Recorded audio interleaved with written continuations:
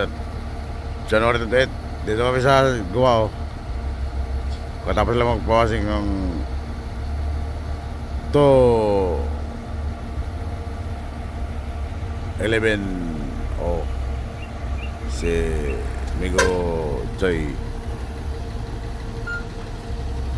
Yan, pupunta ng ano yan, Shanghai, doon yung tataya.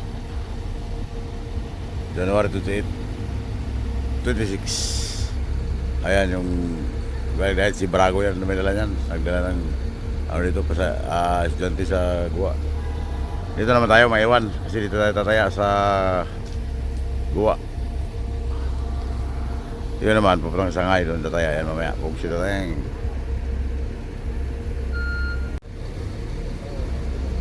ayan o, si Choy sa kasi Villa Flores. Kung sila tayong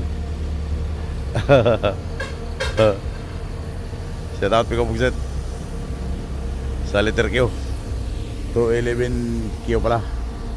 Si letter o si ano pala yun, si Olisa.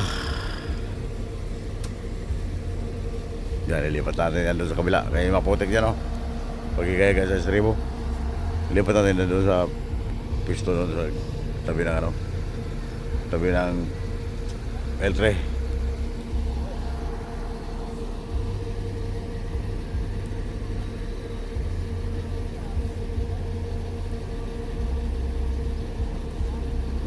Kaya tapos lang nimigo ang pagwasing, paglilinis sa bus.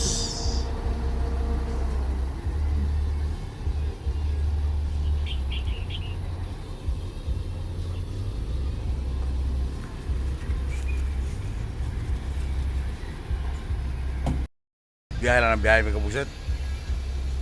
Dapat kaya pa magbiyahe, buksit. Ay na, buksit, nakalipat na tayo, lipat na. Dito sa damuhan kasi para di maputik pagbaba natin sa galing sa loob ng estribo. Dito tayo sa damuhan o.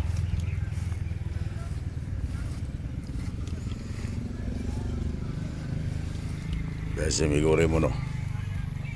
Saka LTV dun sa kabila.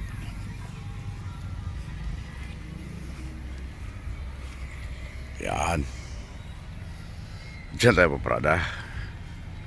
Diyan tayo matutulog sa estribo para makapahinga ang mag-inakuksing. Ayan o. Diyan tayo pisto kay walang init. Bugsit na tayong. Ayan o. Ha ha. Ganas migo, kay ganas migo, kay ganas migo. Kay ganas ako, bugsit ay. Ha ha ha ha. Woo! Ito lang ang buhay. Sabi nila, ang driver daw ng ganito, mga malalayo, kung saan daw destino, mayroon asawa. Niwala ka ba dyan? Bakit nandito kami sa estribo ng higa? Tsaka isa pa, bakit kami mismo ang naglalaba sa labahan kung may maraming asawa? Hindi sana sila na ang naglalaba. Di ba, amigo? Di ba, amigo Bugset? Kaya hindi ako maniwala dyan sa mga sinasabi nila. Malabo yan mangyari. Malabo yan na mangyayari. Pugsitating. Haha. Pugsitating.